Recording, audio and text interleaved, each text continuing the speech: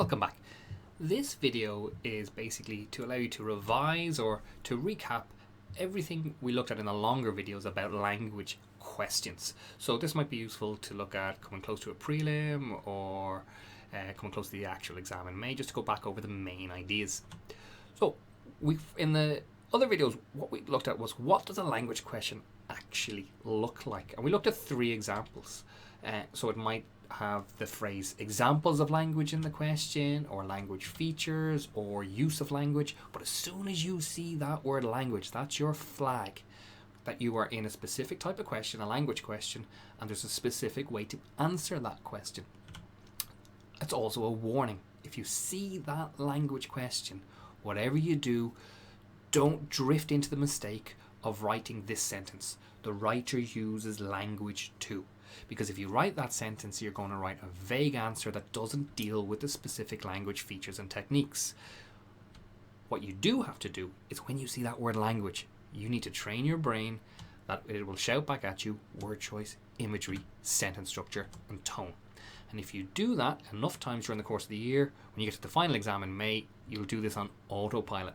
So that instead of saying the writer uses language, you will be saying the writer uses the word magical, which suggests, or the writer uses a metaphor of an explosion of books and podcasts, or the writer uses a list, or the writer uses a critical tone.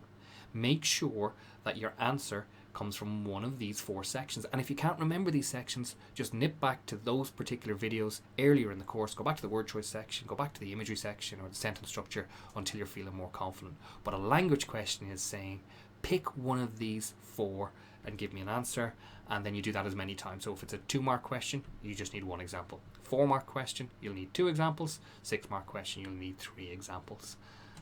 And that's basically it. So just remember the following. Scan the paragraph and underline. So, I think that's a good word choice. I think that's a repetition. Make sure in your answer you name the technique. Is it repetition? Is it a list? Is it a word choice? Is it a simile? Actually write down the word and a quotation as well to show that you clearly understand what you're talking about. And then go back to the wording of the question for the second part, for wording for your analysis. So in the examples we looked at, it was about the writer's view.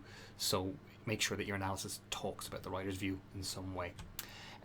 Remember, you get 1 mark for the quote, you get another mark for the analysis, and you just repeat as many times if it's a 2-mark, 4-mark, 6-mark question.